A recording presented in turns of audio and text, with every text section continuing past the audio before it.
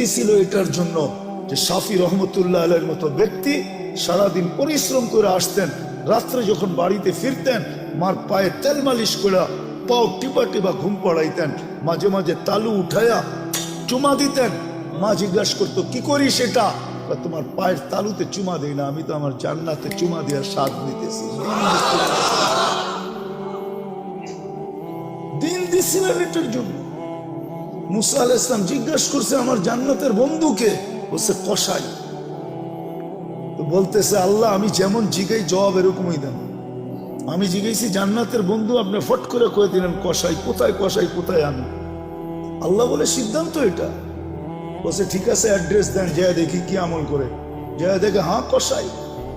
বলছে তোর এখানে মেহমান হওয়া যাবে? কয় বিলকুল যাবে, কিন্তু শর্ত আছে, আমি দোকান বন্ধ করে বাড়িতে আগে যাব না, আগে এক জায়গায় যাব তারপরে আমার বাড়িতে যাব। তো মুসা আলাইহিস সালাম বলে চল ভাই, যেমন বলবি তেমনই। তো কাজ করে দোকান বন্ধ করে যায় এক ঝুপড়িতে ঢুকছে। খুনখুনে বৃদ্ধা যায় রুটি তৈরি করছে, তরকারি তৈরি করছে। বৃদ্ধাকে বুকের উঠায়া বুকে পিঠ বুকে লাগায়া নেওলা বানায়া বানায়া খাওয়াইছে। সমস্ত খেদমত করে যখন পরিপাটি করে শোয়াই দিছে, কাজে এই যে পাশে আমার ঘর, চলো আমার ঘরে, তুমি আমার ঘরে মেহমান থাকবে। বলছে বুঝলাম না এই বৃদ্ধা কে? আমার মা, সকালে সেবা করে যাই, বিকালে এসে আগে মার সেবা করি। বুঝলাম তো সেবা, কিন্তু মাকে যখন সেবা শেষ করার পরে শোয়া দিলাম, মা জানি হাত উঠে কি বললো, কারে দূর পাগল মা, যখনই সেবা শেষ করি তখনই হাত উঠে বলে আল্লাহ আমার সন্তানকে মুসার জান্নাতের সঙ্গী বানায় দিও। মুসা আলাইহিস সালাম কয় জানার আর মেহমান হওয়ার দরকার নাই, বুঝা ফেলছি মা পাগল না, তুই পাগল। মা তোকে মুসার জান্নাতের সঙ্গী বানায় দিছে, আমি মুসা। দিনের জন্য দিছিলেন, রব্বে কাবার কসম, সুখে থাকার জন্য দিন দিছিলেন। দিন এই জন্য দিছিলেন যে যুবক চির যৌবন পাক, চিরদিনের যৌবন, চিরদিনের জান্নাতের নেয়ামত পাক, চিরদিনের জন্য 14 তারিখ পাক। সবকিছু যা চায় আজকে সব জান্নাতে রাখা আছে। আরে তোমাকে ডিজে আর ফিজে আর ডিস্কো আর সিস্কো আমরা পাগল হয়ে যাই না। আমারও তো এক সময় তোমাদের মতো বয়স ছিল না, ছিল না? হ্যাঁ কি বলো? ব্যাকগ্রাউন্ডের দিকে যাইতে চাই না, মাঝে মাঝে মনে চায় খুলে দিই সবার সামনে, কিন্তু আবার ভয় করে খুলি না। আমরাও এরকম জায়গার থেকে আইসা পড়ি না যে আকাশ থেকে নামছি, আমরা এই সমাজ থেকে বড় হয়েছি। আমার পিছুও ব্যাকগ্রাউন্ড আছে, আল্লাহর মেহেরবানি এই লাইনে নিয়ে আসছে। যৌবন তো এক সময় বুজুর্গ ভিতরেও ছিল যারা মাদ্রাসায় পড়ছে না, ছিল না? হ্যাঁ কেন হারায় যেতেছ? দিন দিছিলেন এই জন্য, চিরদিনের জন্য পাওয়ার জন্য। দুনিয়ায় যতদিন থাকবে সুখে থাকার জন্য, মাথা উঁচা করে থাকার জন্য। দিন দিছিলেন শান্তিতে থাকার জন্য। আজকে কে হ্যাপি? আমি হ্যাপি না। কে কে লেখা আছে হ্যাপি?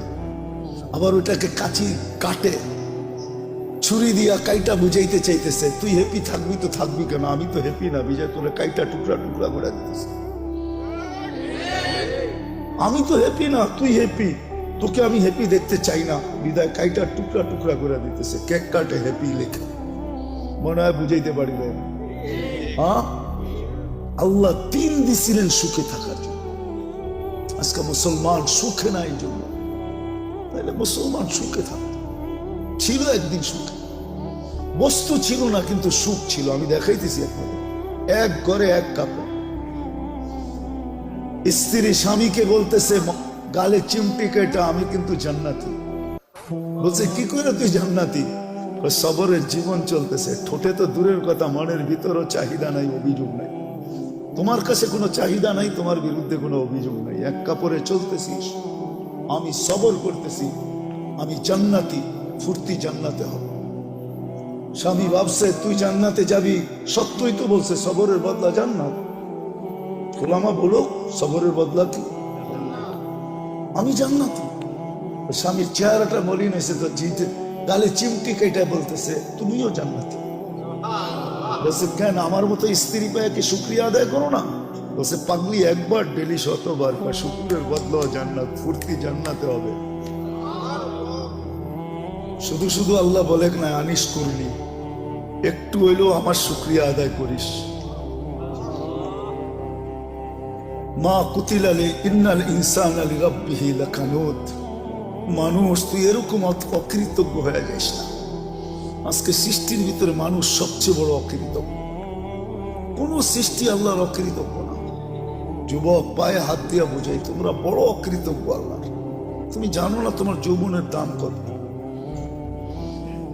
তুমি তো চাইতেছো এটা মাটিতে মিটাইয়া দিতে, মিশাইয়া দিতে। তুমি তো চাইতেছো 14 তারিখে বিলীন করে দিতে, ঠিক না?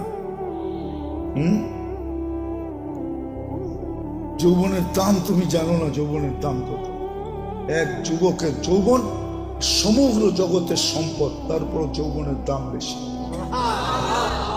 তুমি আকর্ষণের পাত্র কি চেহারা দেখা? কি পুরুষ কি মহিলার কাছে আকর্ষণের পাত্র খালি বাদ কাপড় বা সস্তান দিয়া? পুরুষত্ব দিয়া আকর্ষণের পাত্র। যুবক তুমিও আকর্ষণের পাত্র যৌবন দিয়া। যদি দুনিয়া দিয়ে আকর্ষণের পাত্র হইতো তাহলে জাস্টিস টুডুর বউর কোনোদিন ডিভোর্স হইতো না। চিনো জাস্টিস টুডু? কে? মনে হয় চেয়ারম্যান সাহেব চিনে না।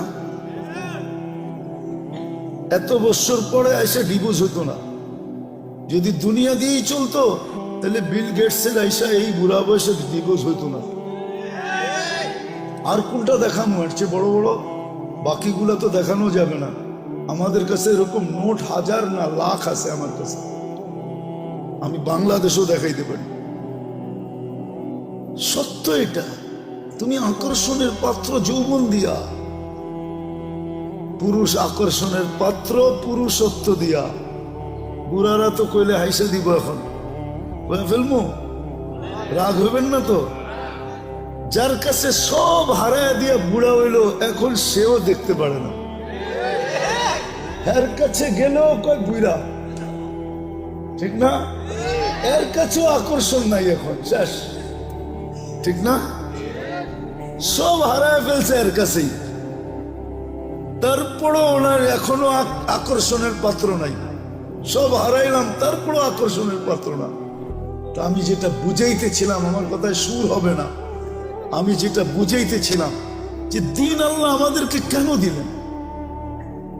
কোন সৃষ্টিকে দিলেন না, ফেরেশতাকে দিলেন না, সাথে সাথে কোন সৃষ্টিকে আল্লাহ বিনিময়ও দেন না।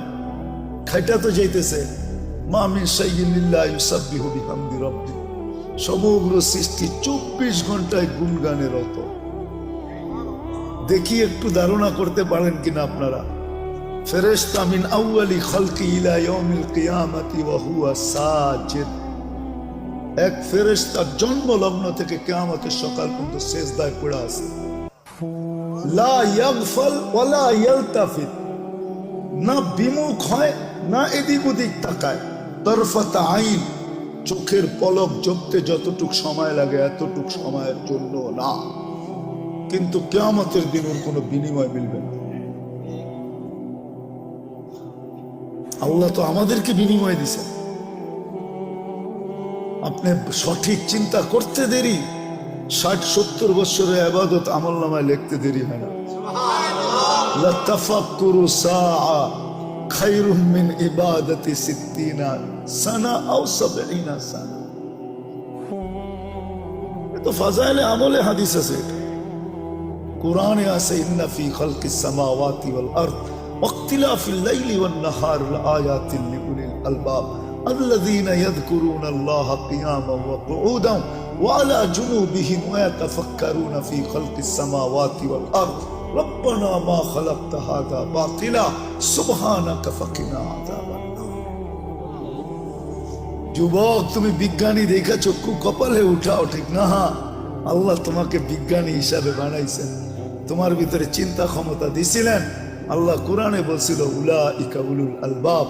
তুমিও এটা উলাইকা উলুল আলবাব অর্থ বিজ্ঞানী। আল্লাহ আমাদের সবাইকে বিজ্ঞানী বানাইছে, এই জন্য চিন্তার মতো ক্ষমতা দিচ্ছেন। এতে আমাদের চিন্তা করা উচিত, দিন আমাদের জন্য কেন, কি কারণে দিন? কোন সৃষ্টির জন্য নাই, আমার জন্য কেন? আমি মুসলমানের ঘরে জন্ম নিলাম, আমার জন্যই শুধু দিন, আর কারোর জন্য তো দিন নাই। যদি থাকতো তাহলে ওলামা কেন পড়তো? আশা আল খিনজিরু লাহুম কাশাআতি লানা, বুখারীর riwayat আছে। দিন তো আর কারোর জন্য নাই। 600-800 কোটি মানুষের ভিতরে 200 কোটি মুসলমান, শুধু দিন আমার জন্য কেন? দিন আল্লাহ আমাদেরকে দিয়েছেন, কাউকে দেন না। এটার কারণ দুই কারণে দিন দিছেন। দিন দিছিলেন এই জন্য যে যুবক যৌবন নিয়ে যতদিন দুনিয়ায় থাকবে সেজন্য একটু সুখে থাকে, সুখে থাকার জন্য দিন দিছিলেন। হায়াতান তাইয়্যিবার জন্য দিন দিছিলেন, সেজন্য একটু নিরাপদ থাকে। উলাইকা লাহুমুল আমান, এই জন্য দিন দিছিলেন। দিন দিছিলেন আনতুমুল আলাউনা, সেজন্য সবার উপরে মাথা উঁচা করে থাকে। দিন দিছিলেন লাহুম রিজকুন কারীম, সেজন্য ক্লান্তিহীন লালিত পালিত হয়। ক্লান্তিহীন বোঝেন? মুসলমান ক্লান্তিহীন লালিত পালিত। মুসলমানের লালনে পালনে ক্লান্তি লাগবে না, ক্লান্তিহীন, মাথার গাম পায়ের মুসলিম ঝরাবে না।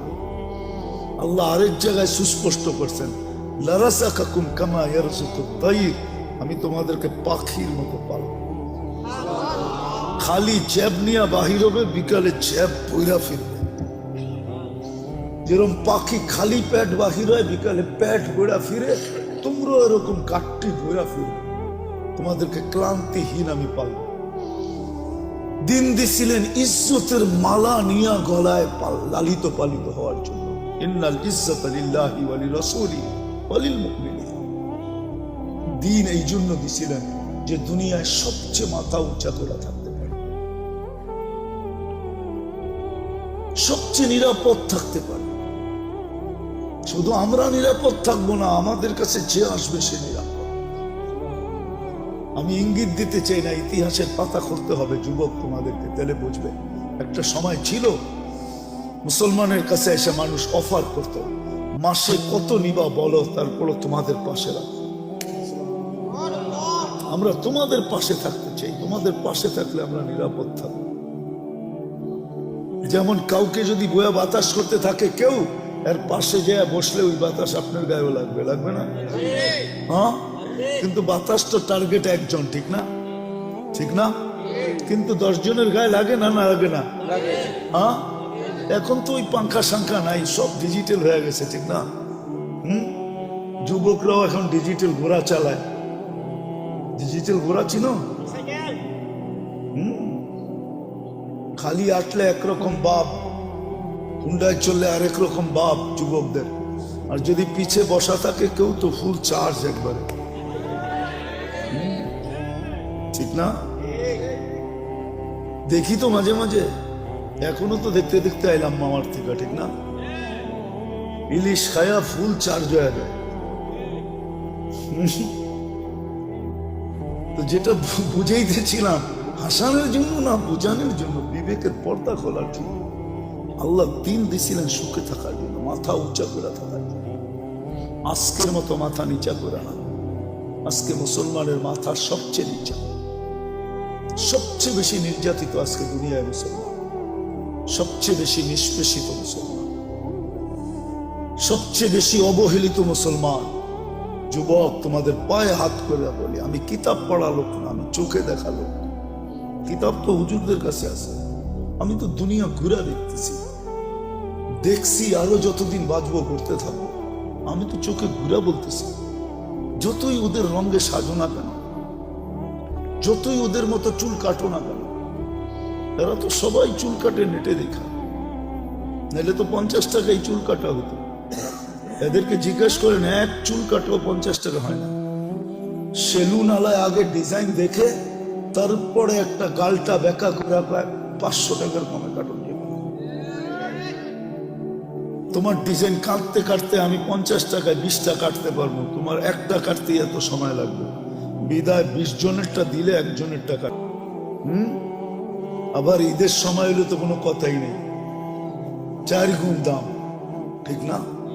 আজকে আমরা নির্যাতিত হয়েছি, নিষ্পেষিত হয়েছি, আমরা অবহেলিত হয়েছি। আল্লাহ দিন দিছিলেন এই দুনিয়ায় সুখে থাকার জন্য।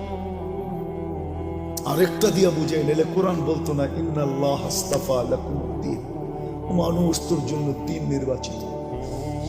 হায় মাছ সুখী চাই আমার ঘরের ছোট অ্যাকোরিয়াম, মাছ সুখী কেন আমার ঘরের অ্যাকোরিয়ামে সে আছে, পানিতে আছে, সে সুখী। কিন্তু অ্যাকোরিয়ামটা ছোট, সমুদ্রে যেরকম সুখ এরকম হয় নাই, কিন্তু তারপরও বাট সে সুখী না, সত্য না? মানুষ তদ্রুপ দিনে সুখী, পাখি সোনার খাঁচায়ও সুখী না, সে তো খোলা আকাশে সুখী। প্রাণী আমাকে চিনাইতে হবে না, সাফারি পার্ক আমি দুনিয়ার বহুত দেখছি, প্রাণী সাফারি পার্কে সুখী না, সে তো আফ্রিকার জঙ্গলে সুখী, আমাজনের জঙ্গলে সুখী, সে তো সুন্দরবনে সুখী, সে সাফারি পার্কে সুখী না। সত্য করে বলতেছি, সে সাফারি পার্কে সুখী না। সে সাফারি পার্কে থাইকা মাথার ঘাম পায়ে ঝরায়া সিংহ কোনোদিন শিকার করে খাইতে পারে না, তাহলে সে সুখী তো সুখী করতে। দেখো না ন্যাশনাল জিওগ্রাফি, হ্যাঁ দেখো না ডিসকভারি, কিভাবে ছুটতে থাকে, ছুটতে ছুটতে ছুটতে ছুটতে এক সময় যায় ধরে, এটাতেই তার মজা, সে ওইখানে সুখী, সে সাফারি পার্কে সুখী না। তদ্রুপ আমরা দিন ছাড়া মাথা উঁচা থাকবে না।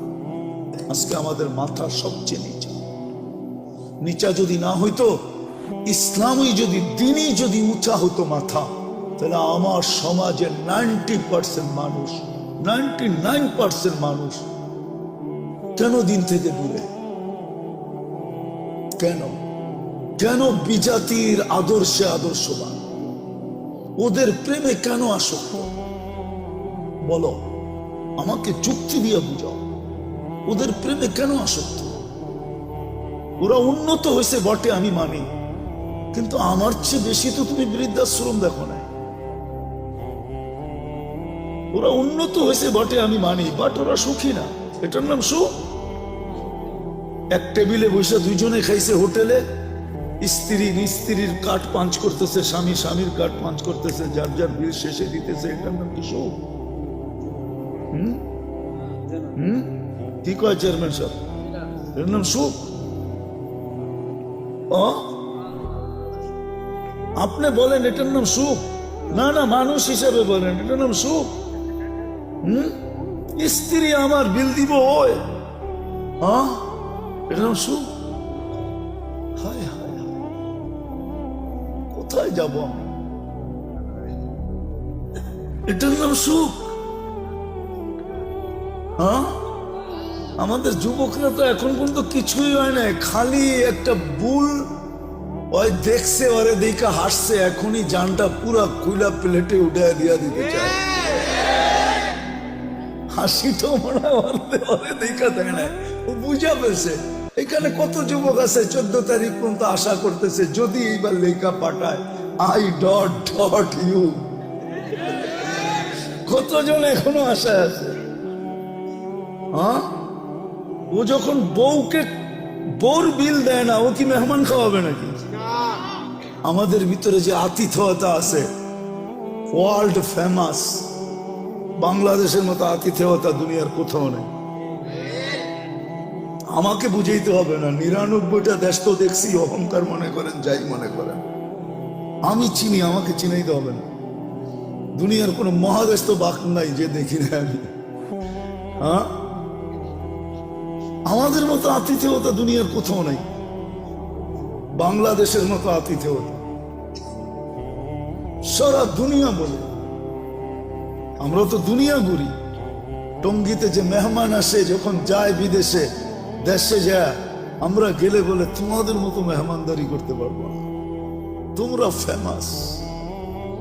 প্লেনতে নামার থেকে নিয়ে আবার প্লেনে উঠা পর্যন্ত আতিথেয়তা, এরকম দুনিয়ার কোথাও নেই। এটার নাম নাকি সুখ? চেয়ারম্যান সাহেব ভাই সুখ বলে ওই জামু আমি। 2005-এ বিক্রমপুর দেখে বলতেছি, 2005-এ ফার্স্ট টাইম আমি জাপান গেছি, এরপরও গেছি, জানি না চেয়ারম্যান সাহেব জাপান গেছে কিনা। আমি সকালে গেছি এক ফ্যাক্টরিতে বাঙালিদের কাছে গাছের জন্য, তা আমি যখন উপরে চড়ছি, তো ছেলেরা আমাকে বলতেছে, হুজুর নিচে কাউকে দেখাচ্ছেন? আমি বললাম, দেখছি এক মহিলা ওয়াটার গান দিয়ে পরিষ্কার করতেছে। আপনাকে আশ্চর্য কথা শোনাবো, ওই মহিলাকে জানেন? আমি বললাম, কে? ওইটা আমাদের মালিকের বউ। আমি বললাম, ওই সকালবেলা শীতের ভিতরে ওয়াটার গান দিয়ে পরিষ্কার করে, ওইখানে চাকরি করে, ওর এটা চাকরি সকালবেলা। আমার মাথায় আকাশ ভাঙ্গা পড়ছে, এত বড় ফ্যাক্টরির মালিকের বউ তার কাছে চাকরি করে। আল্লাহ তো আমাদেরকে যা দিছে, তারপরও তো দুনিয়ার সবচেয়ে বড় রাজার রানীর চেয়েও রানীর মতো রাখতে চাই, ঠিক না? হুজুররা অল্প বেতন পায়, কিন্তু যায়া দেখেন বউ করে রানীর চেয়েও রানী করে রাখে। হুজুররা যতটুকুই বেতন পায় মাদ্রাসা মসজিদে, তা আমার মাথায় আকাশ ভাঙ্গা বলছে। তো আমি বললাম, ও চাকরি করে, এত বড় ফ্যাক্টরির মালিক। তো বলছে, হুজুর ও যে মদ খাবে পয়সা কে দিবে, ও যে জুয়া খেলবে পয়সা কে দিবে, ও যে হোটেলে খাবে পয়সা কে দিবে, ও যে আরো কিছু করবে এটা পয়সা কে দিবে? এটার নাম সুখ? 18 বছর হইতে দেরি, ছেলে পেলে উড়া যেতে দেরি হয় না। বৎসরে 2টা কেক কাটে, একটা ফাদার ডে, একটা মাদার ডে। এটার নাম সুখ? হায় হায়, দিন দিছিলেন সুখে থাকার, সুখে থাকার জন্য। প্রবাসে থাকে আপনাদের সন্তানরা, এই এলাকায় বহুত ছেলে প্রবাসে থাকে, আমি জানি। মাসটা যাইতে দেরি, সপ্তাহে কতবারও বাবার কাছে ফোন করে জিগায়, বাবা তোমার কেমন আছো, আমি তোমারে দেখতে পারি না। ওরা তো 18 বছর হইতেই উড়ে যায়। 18 বছর যেদিন, এটার নাম সুখ?